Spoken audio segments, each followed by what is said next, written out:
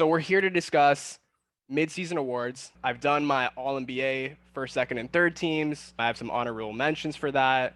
Definitely want to talk about MVP, most improved, six man, and rookie are interesting. We can get into All Star as well. I think that those are, I think, more straightforward than the others, with a little bit of uncertainty like towards the end.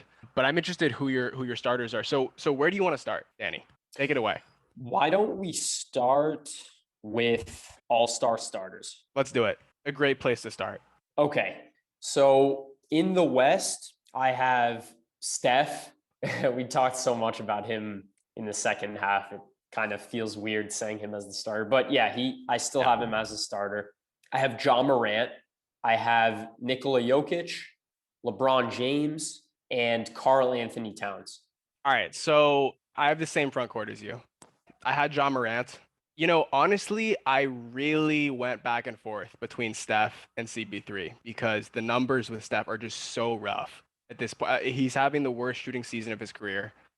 I mean, we've been over it ad nauseum, but under 42% from the field on the season, under 38% from three. Just for the standard is so high for him that like maybe I'm sensitive to the argument that it's unfair to grade him on a curve because of how good he's been.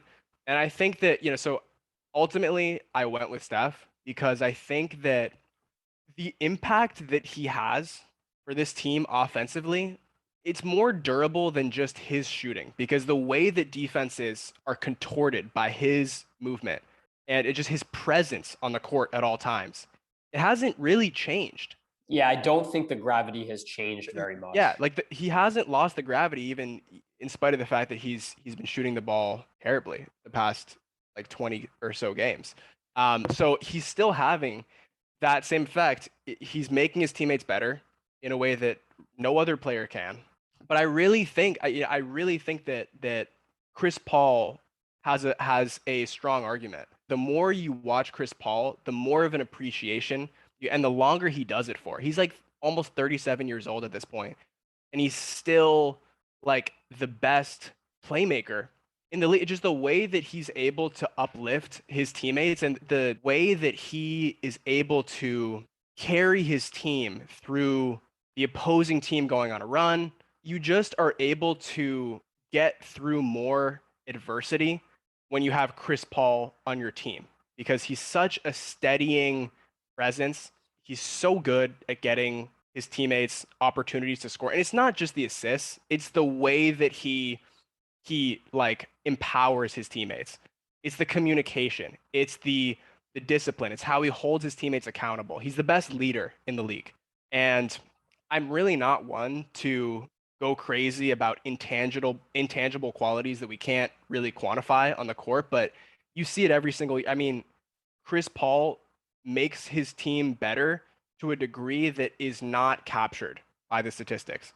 And the fact that, at 36 years old, he's played every game this year, and they've had injuries to Ayton, they've had injuries to Booker, and I think they're like 8-2 or 7-2 when Booker doesn't play. So he's keeping them afloat. I don't know where this Suns team would be without Chris Paul, but I know they would not be the best team in the NBA. Not even close. It's pretty crazy that they're the one seed. Given Book was out, Ayton was out for a few games as well. The thing that kept Steph for me in the all-star starters is I was looking at cleaning the glass. Steph's efficiency differential is 10 points higher than Chris Paul, even despite his struggles for the whole season. 44 more expected wins with Curry on the floor compared to when he's off the floor for the Warriors, and plus 13 expected wins with Chris Paul on the floor versus off the floor. So I felt like that was a big enough difference for me to keep Steph in my all-star starters. I believe Steph's box plus minus is also still higher than Chris Paul's. Yeah, the advanced stats are still higher on Curry by a sizable margin. Yeah, so I feel like there's enough supporting data there to keep Steph in the starting lineup, but Yeah, and it's a Steph really good doesn't point have about Devin Booker on his team. He doesn't have a 25 point per game scorer that can really take the pressure off of him. So that to me kind of shrinks the gap between their scoring efficiency this year. I mean, and besides, Curry is scoring at a much higher volume than Paul. yeah. But the fourth quarter exploits for Paul really moved the needle for me. The way that he's able to turn it on, like he's not trying to score until he feels like he needs to. He really wants to, like, it's a very old school mentality, but it works. Like the way that he gets his teammates involved before he looks for his own offense. And this is kind of an adjustment that you've seen from Paul, since he kind of exited his athletic prime in LA, where he could just kind of go 100 miles per hour like all the time. Not physically, but he was just able to exert himself more frequently offensively, and he's been able to conserve a lot of energy and still be extremely effective when he needs to be. And I just think Phoenix's record speaks for itself. The fact that he is, I mean, to me, he's clearly the best player on this. I really don't think that Devin Booker has the same impact in terms of winning. So yeah, well, I think that's enough on Paul. I think that, obviously Jokic, LeBron are locks.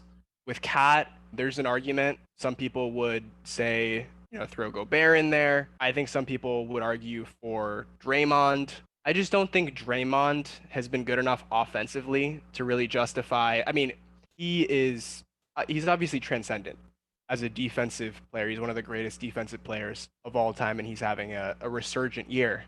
But even if you look at some of the advanced data, some of the on-off data, like the Warriors are a good defensive team, even without Draymond. And you can play devil's advocate and argue that some of that is maybe the lasting effects of having Draymond in the locker room and Draymond kind of holding everyone to their defensive rotations and getting on people if they make mistakes. And that experience has hardened some of these players into, just more grizzled defenders than they were before. And I think there's some truth to that. But Karl Anthony Towns has just been outstanding this season. I mean, he's shooting like over 50% from the field, over 40% from three. He is contributing to a team that, I think has surprised some people this year. I don't think anyone expected them to be the 7 seed in the Western Conference. They're making a little bit of noise, and I like to reward players for that. Agreed. Why don't we move on to East starters? So I've got DeMar DeRozan and Zach LaVine in the backcourt, and I've got Joel Embiid, Kevin Durant, and Giannis in my front court. Of course, Yeah, so I Go ahead. almost feel like we don't even need to address Durant, Giannis, and Embiid. Where it gets interesting is how you classify DeRozan and LaVine, because they're listed as small. I mean, they've been playing like when everyone's healthy. LaVine plays small forward and DeRozan plays power forward, but they're classified as guards by the NBA in It's the All-Star weird. voting. So, I mean, DeRozan has not been a guard since Toronto, basically, but for the purposes of All Star, he's a guard. So the NBA is kind of forcing. I feel like they're just sort of forcing our hand.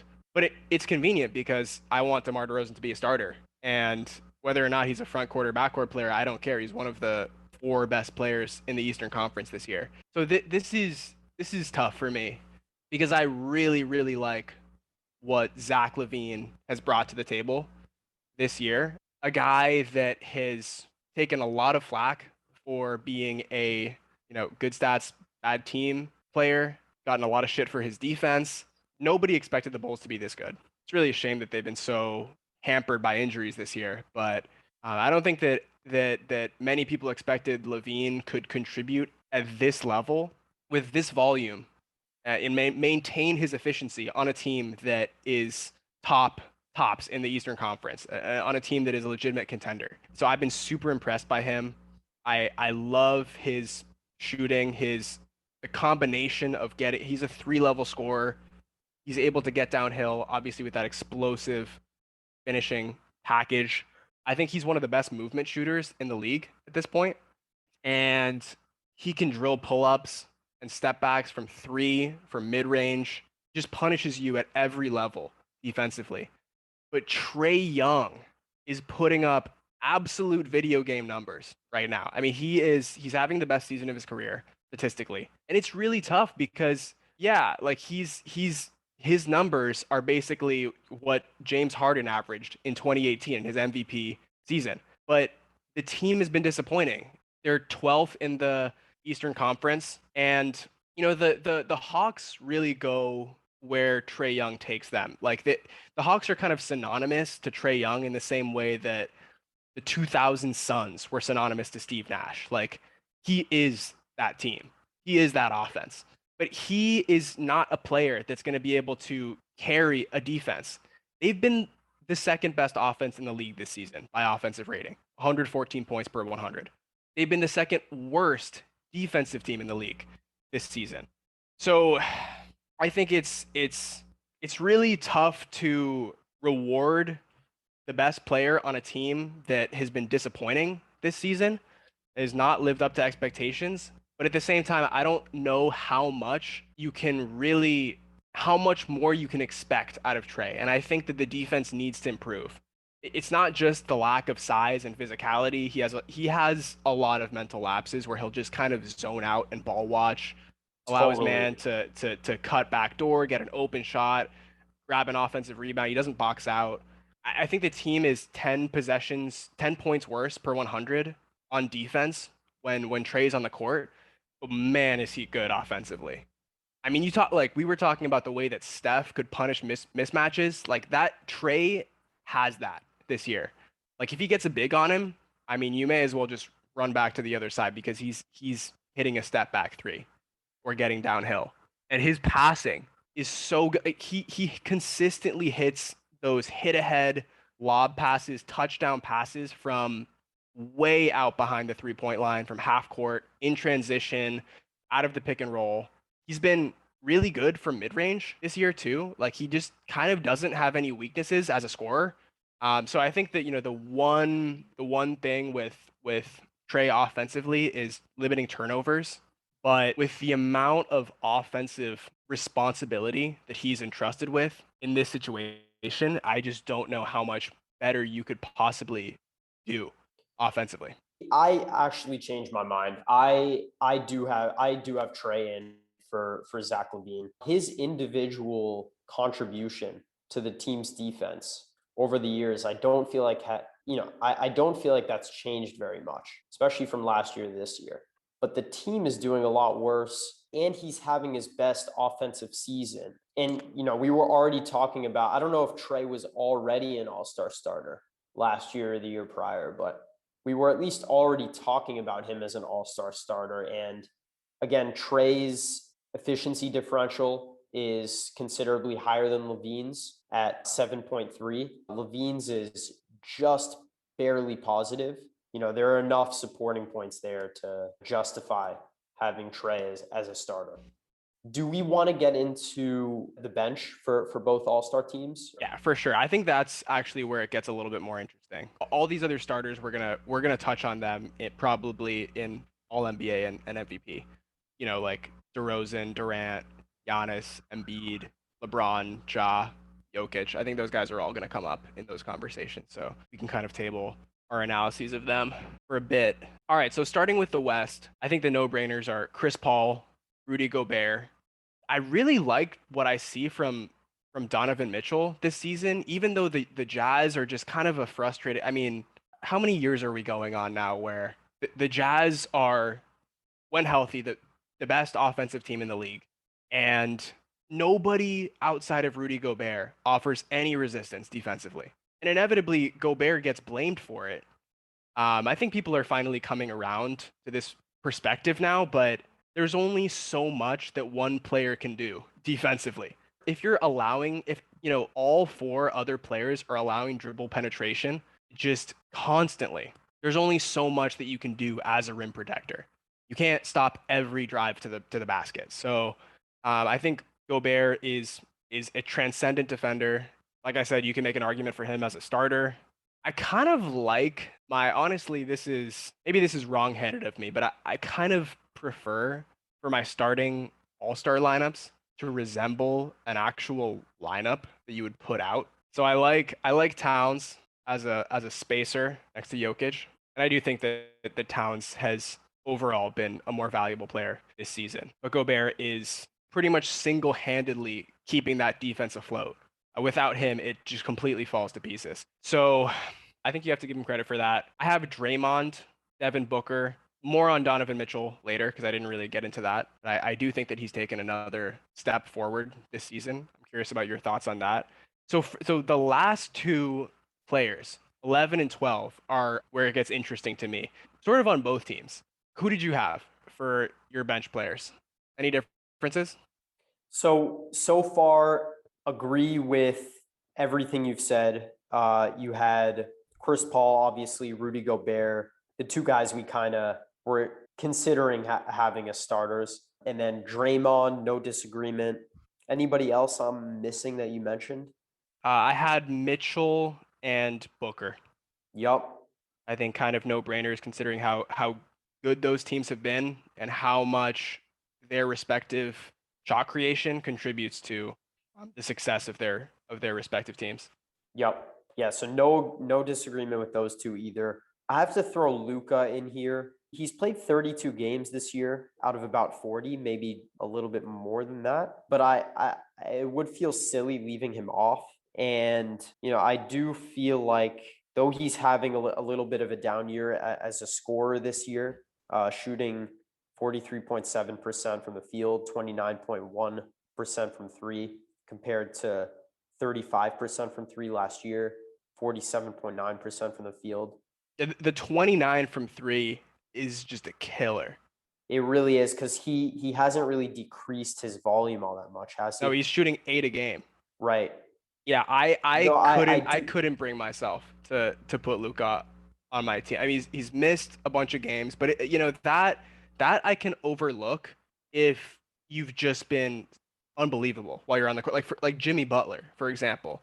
Butler, when he's played, has been supremely impactful. He's been bubble Jimmy, just unstoppable, like around the basket. His playmaking is approaching like second stint Cavs LeBron levels where he manipulates the defense and he's so good with his back to the basket, getting to the rim and forcing rotations and then just finding the open man. He just does so many things well. Defensively, he's quarterbacking, he's grabbing key rebounds, his mid-range game. There's just so many ways that he moves the needle for you on both ends. And with Luca, I just think that on the one hand, you want the best players in the game to be on the All-Star teams, but can I reward a guy who came into the season like 30 pounds heavier than last year and just played himself into shape, missed a bunch of games because he just wasn't well conditioned and is now finally starting to hit his stride like 45 games in? I don't know. I mean, maybe he'll make a case for all NBA if he gets his shooting splits back up to what they were last year. But right now, I don't have him as an all-star, and Wow. I have DeJounte ahead of him. I was just gonna say Deontay. Yeah. I really like DeJounte. I mean, he's probably the best defensive guard in the league in terms of forcing turnovers, on-ball defense, a very disciplined, low mistake player, and it's kind of like I don't know, it's kind of like having like a version of Russell Westbrook that's like a couple inches taller. I really like the ease with which he penetrates. His assist to turnover ratio is amazing. He's only averaging 2.4 turnovers a game to 9 assists, 8.5 rebounds, and he scores in a variety of different ways. I mean, the 3-point shot is improving. It's not quite there yet. It's at 32, but he has the mid-range package. He has a little bit of a floater game, and he just has the size and explosiveness to finish when he gets downhill. So I really like the overall value that he provides on both ends. And I mean, we're gonna get to this later, but I think that he has a case for most improved this year as well. He's definitely a candidate for me for most improved, and I did have him as a reserve as well. It's really interesting the turnovers. I think one of the knocks against him as a prospect coming into the league was his turnover rate. When he was at Washington, he was known as sort of an erratic decision maker, but it's so cool to Yeah. see that he's been such a successful playmaker Yeah, and for he the and he Spurs he this year. was he really was not that like the first couple years of his career. He was Oh yeah, very much a defensive specialist, very limited offensively, yeah. both in terms of his scoring and his playmaking. Kind of a situational player, and he's just blossomed. The rate of improvement over the past like 2 seasons is really really impressive from him, and I'm excited to see how much more he can extract out of his ceiling. So for my last spot, my 12th spot on the Western Conference reserves, I totally understand if you want to put Luca. I think who else is a candidate? I mean, I'm leaving. I've heard people clamoring for Wiggins. I don't see it. Neither do I. I think there are a lot of players who would look as good as Andrew Wiggins if you put him in that role. Like if you put Harrison Barnes, trade Harrison Barnes back to the Warriors. I think Harrison Barnes would put up better numbers than we're seeing from Andrew Wiggins. Maybe he's not as good defensively, but he's been a better shooter, and just a better scorer throughout the course of his career. I'm really happy with how Wiggins has turned himself into a very scalable and viable role player, but I'm not sure whether 18 points per game on like 48, 40, 80 splits is sustainable for him. And I don't even know that he's highly scalable. I mean, like you alluded to, I think he's in one of the best imaginable roles that he could be in. Yeah. Especially, when Clay was out, the stretch that Clay was out for. The Warriors needed somebody else to create shots for the team besides Steph to alleviate pressure off of him. Yeah, I mean, like Um, even if you just decide, like if Wiggins was out and Porter started in his place for like 20 games, I think Porter might put up similar numbers, honestly. Maybe. Um, Yeah. no, so I don't want to minimize Wiggins' improvement this season. I think it is commendable, and He's having the best season of his career. it's definitely the best season of his career. He's turned himself into a player that can be a part of a championship team, in theory. But I just don't think that means that he's an all-star level player. I had DeAndre Ayton. Yeah. I was waiting for you to say that. Yeah. Just because Yeah. I mean that team, he adds such an interesting dynamic to that team. I think that the Suns deserve to have 3 All-Stars, just with how dominant they've been this season. And I respect the fact that Chris Paul makes his life a lot easier as a role man, but his skill level finishing around the basket, it's not like he's just throwing everything down. Like he's just getting open layups. I mean, he has a very, very nice touch on his hook shot. He hits it from all over, and he's able to do more out of the post this year. He doesn't average a ton of blocks, but he's a very serviceable rim protector as well. And I just think in terms of the overall value that he brings you, he is he's an all-star for me. Yeah. 100% agree. Like I said, I was waiting for you to call his name because we were kind of, thinking about who to put at that last spot. I mean, 64% from the field, 17 points, 11 rebounds. He's just extremely efficient with his scoring, and he's kind of the perfect center to complement Chris Paul. Like in the same way that Paul makes his life easier, he makes Paul's life a lot easier too. A lot easier because, Chris Paul, leans really heavily on the pick and roll. Yeah. And Aiton is so effective as a roller. And because Chris Paul is still so elite in the mid range, big men that are inner drop, because that's typically how they defend Chris Paul, Aiton ball screen. It kind of draws in that dropping big man just enough for CP to be able to just give Ayton a lob or make that skip pass to a shooter.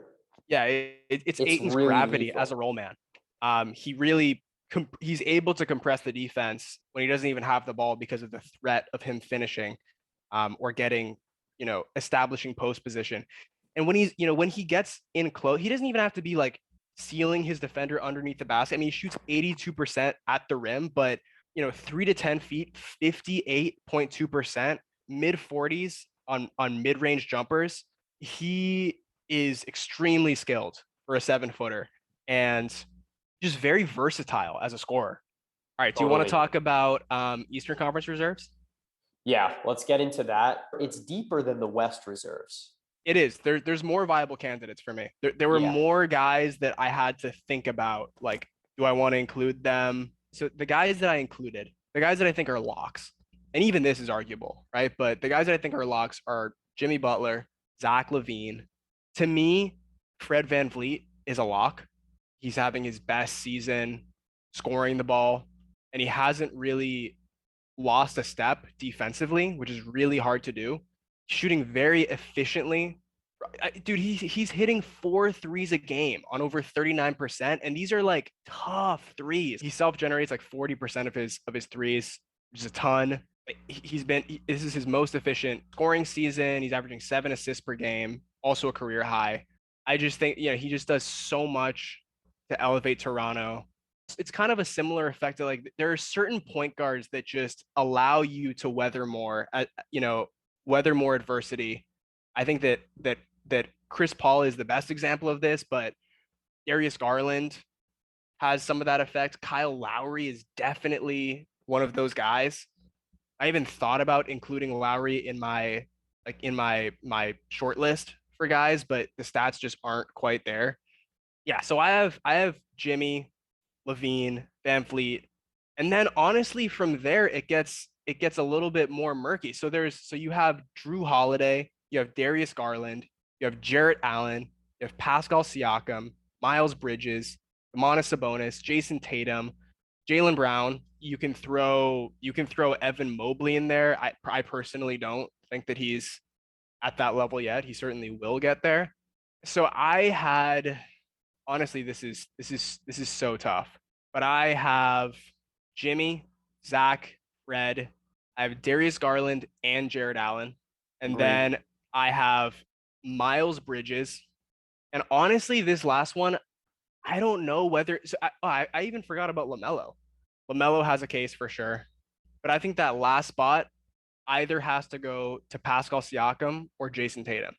Siakam is really having, and both of them have good statistical and analytical arguments for them as well. Siakam having the best playmaking year of his career. He's almost up to 5 assists per game. He's really improved as a passer. The scoring efficiency is back to like the level that it was at in 2020, probably even a little bit higher.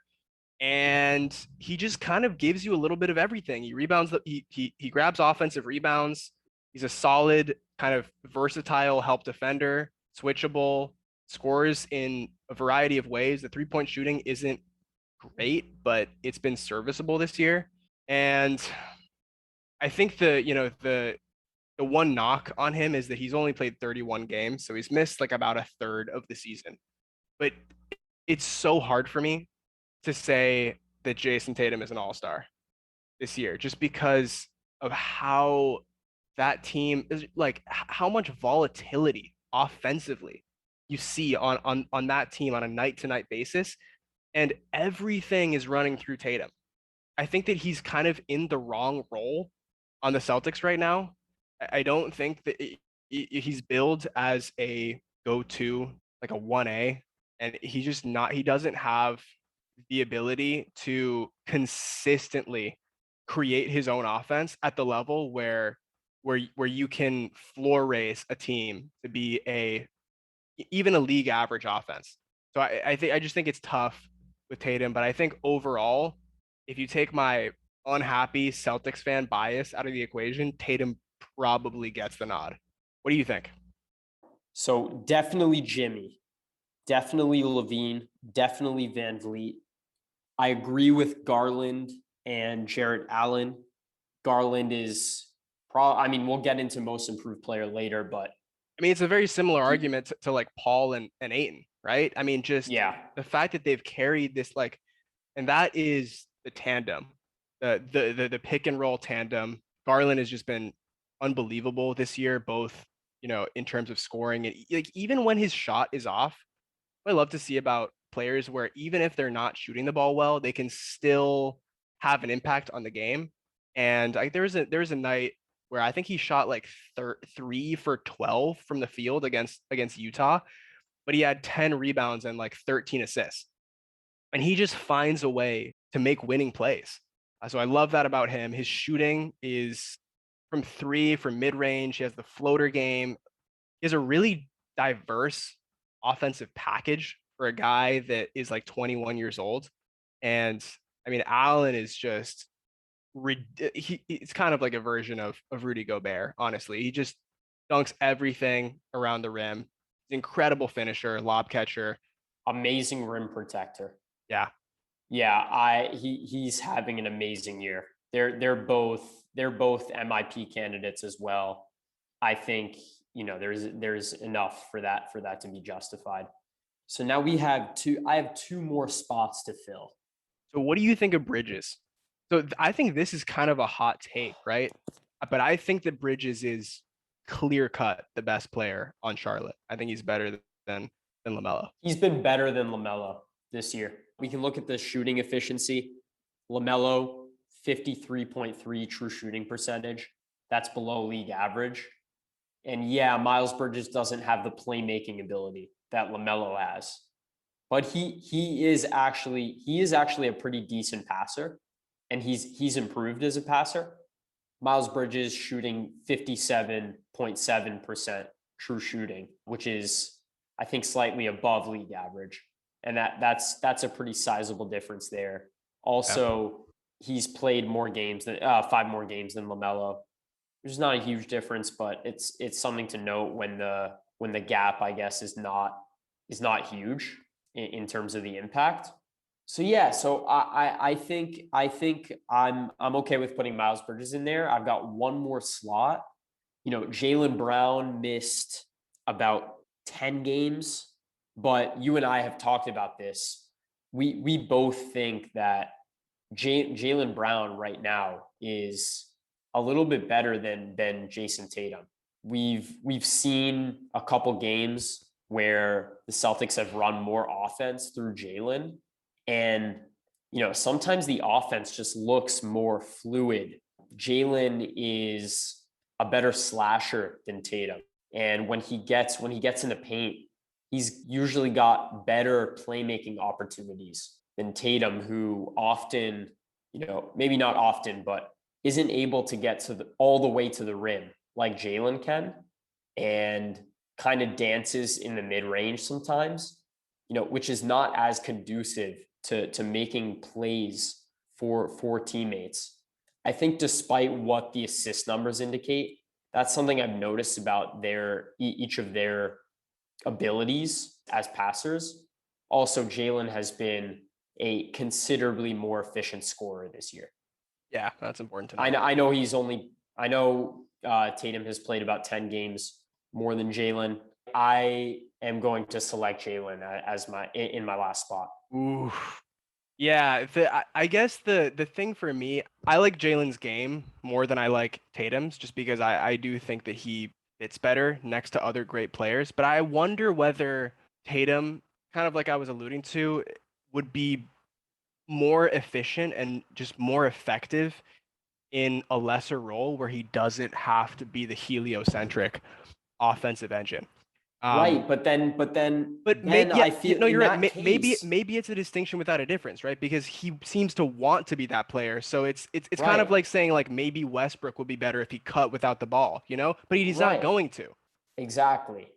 And we know, I mean, this is Tatum's highest usage of his career. If hypothetically Jaylen had higher usage, and Tatum was used less, I feel like we would give more props to Jaylen, because he does have the necessary skill set to be able to create shots for himself. And I really think, as again, about their playmaking, I really do think the fact that Jalen is a better slasher than Yeah. Tatum, He he creates more just had advantages, right, he creates more advantages forces as a playmaker. rotations. When you're able to get all the way to the rim more, the defense tends to want to collapse more than if you just kind of dance in the mid range. Yeah, you know, like you were alluding to, Brown, a much more efficient finisher at the rim than Tatum. You should, I mean, 76%, and he's smaller than Tatum too. Yeah, But 76% at the rim this year compared to Tatum, who's at 69. I think that, with Brown, it's very tantalizing because aesthetically there's this appeal to his game. He puts pressure on the rim more than Tatum does because he has a better first step. In some ways, he has kind of a craftier handle, even though he's a little loose with it, and he kind of loses the ball sometimes. But he's also able he's just able to penetrate better, and he's more explosive. He's a better leaper, and so, he's a better ball handler than Tatum. I but know some people listening to this are going to think, what the heck are you talking about? But as a mover, Jalen is just better.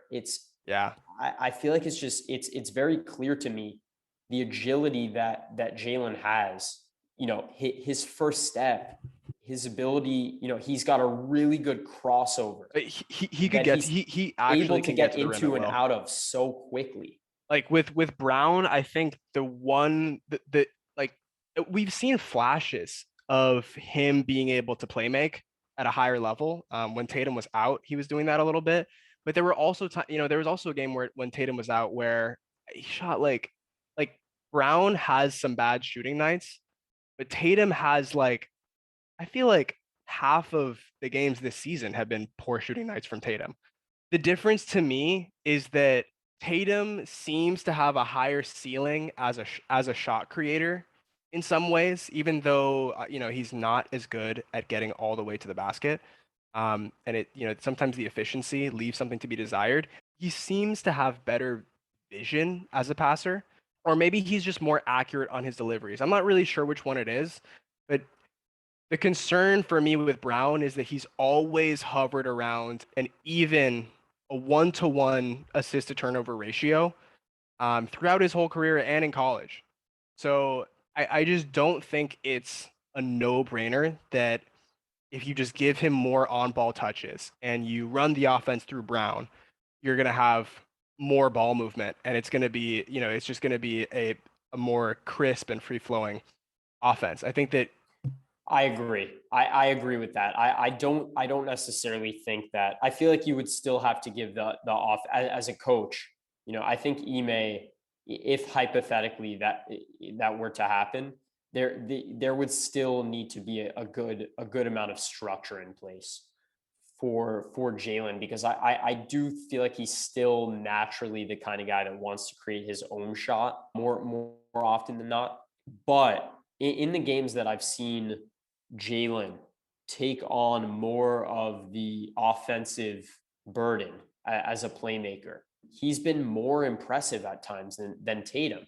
Again, mainly because of the slashing and the agility as a ball handler. He's just able to create advantages that Tatum is not necessarily able to do on as consistent of a level as Jalen is able to do. Are we set on Miles Bridges? I feel like, Chris Middleton, what do you think about him? yeah, Middleton certainly has an argument. I think that, you know, Middleton sometimes doesn't really turn it on during the first half of the regular season. And you kind of see it this year. I mean, his efficiency has been kind of dipping for the past 2 years in the regular season. He's down to 40. I mean, he was at like 50. Yeah, oh, yeah, no, he literally was at 49.7, 41.5, 91.6 in 2020. He's down to 44% from the field right now, under 50% from two, which I don't love considering that he is a guy that likes to get a lot of his looks from the mid range. His 3-point percentage is a little bit down. he's drawing more free throws this year, and he's over 5 assists per game. I think that Drew has been. Did we talk about? Did you have Drew already? I think that Drew has been like I did not have Drew in my reserves. I agree with to me, having. Drew has clearly been better this year, Hmm. just because he offers more resistance defensively at the point of attack, and like he's just so key to what they do on defense, and the efficiency. I mean, he's a better playmaker, and his scoring efficiency has been better this year. So And you're adamant about keeping Garland. what do you think? So, I mean, I just think the Cavs, I think it's hard to have Allen but not Garland. And the Cavs, like when they've been healthy, when they've had the three of their, like when they've had Garland, Mobley, and Allen, they're at like a 60 win pace. Yeah, So no. I think that Garland is the most important piece in that puzzle. I mean, if you look at the on off differential on cleaning the glass, he's a plus 14.